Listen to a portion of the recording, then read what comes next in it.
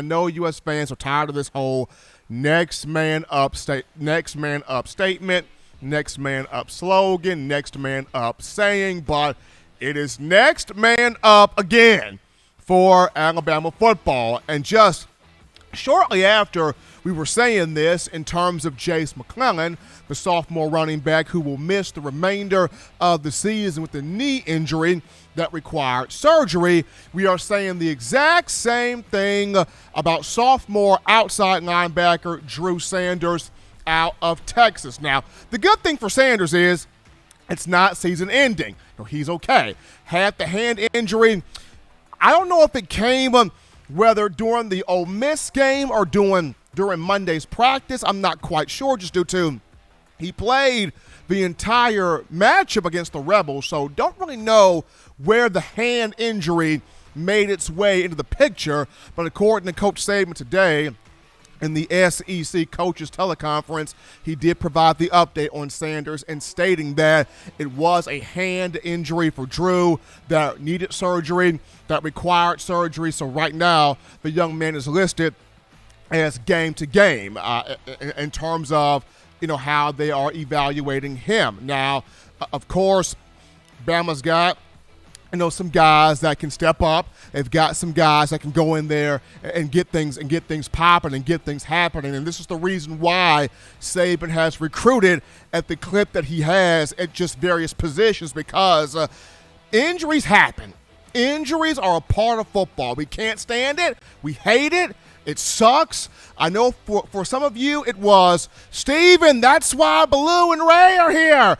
They're supposed to be stopping this. They're supposed to be putting an end to this. Why are all these injuries back happening again? Sometimes injuries just happen. It's football. It's a part of life. To say that football will never have injuries is saying you will never flunk a test.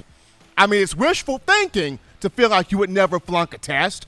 But it doesn't matter if it's elementary school, high school, college, or test in life, you are going to flunk a test. That's how the lessons are learned. That's how the mistakes are rectified. You're going to flunk a test. It's the same thing here in football. Injuries are a part of life. They're part of football. It's part of the fabric. It's going to happen. So that's why you have to have those players that you trust. You have to have those players that you have recruited and that you feel like we can put so-and-so in and we believe they can continue the forward trajectory. We can put so-and-so in and we believe they can continue the forward progress in helping this program play winning football. Now, for Sanders, he was starting to come into his own at outside linebacker, especially a week ago against Ole Miss. 5 tackles, 2 quarterback hurries. Yes, he did not have a ton of tackles, but he was creating a lot of havoc in the backfield. When you discuss Jerrion Ely, Snoop Connor, they didn't have any type of running lanes because of Drew Sanders. And then Matt Corral was harassed all game long by Drew Sanders. So a young man that was definitely coming into his own, but once again will be evaluated on a game-to-game basis with this hand injury. So this leaves you with 3 guys to choose from for the Crimson Tide. And those 3 guys, you have King Mwikuta, who is a junior from the state of Georgia, former 4-star in the 2019 class. And then you have the 2 5-stars. You have Chris Braswell, who came in the 2020 class out of Maryland. And then you have Dallas Turner, who came in this recent class from South Florida. All 3 guys athletic, all 3 guys rangy, all 3 guys pass rushers, all 3 guys physical, all 3 guys can stop the run. They all bring something different here to the table. So starting this off with Mwikuta, he's the oldest of the group. Once again, junior from the state of Georgia at 6'5", 240 pounds. He's got speed.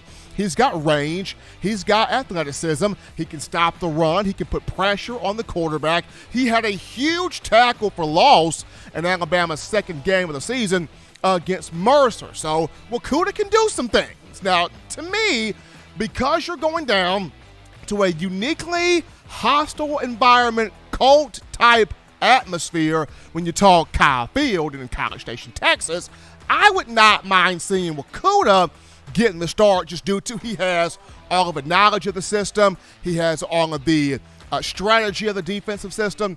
And you talk about Bama football. But when you look at the other two guys, Chris Braswell and Dallas Turner, they have a bit more upside. They have a bit more of a higher ceiling. They have a bit more potential than what Mwikuta has. So as you look at Chris Braswell here, here's a young man. When he came in from St. Francis Academy, he was 6'3", 220 pounds. He added 20 more pounds in the offseason, and this was huge because now at 6'3", 240, he can sustain strength at the mesh point.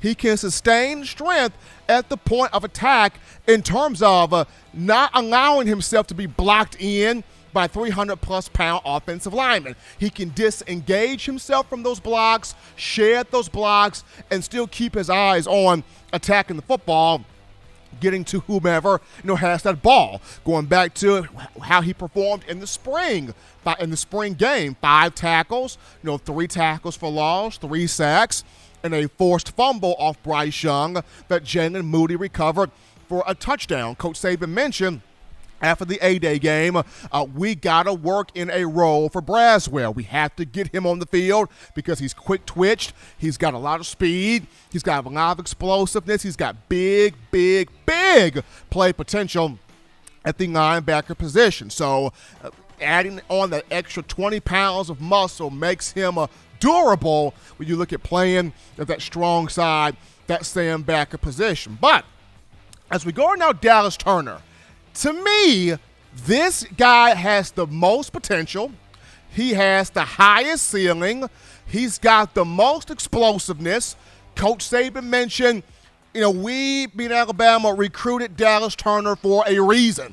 He has all of those tools that you want to see from an outside linebacker, from a pass rushing perspective here. And remember, when Turner came to Alabama, his motivation was seeing what Will Anderson did the year prior as a freshman in 2020.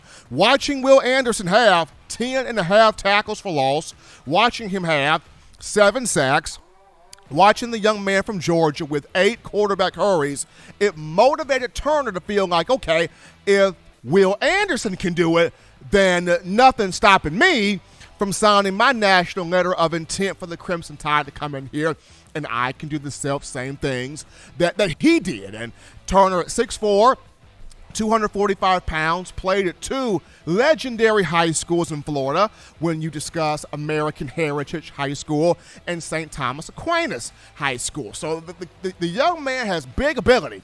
The young man has marquee stud, marquee showstopper written all on him.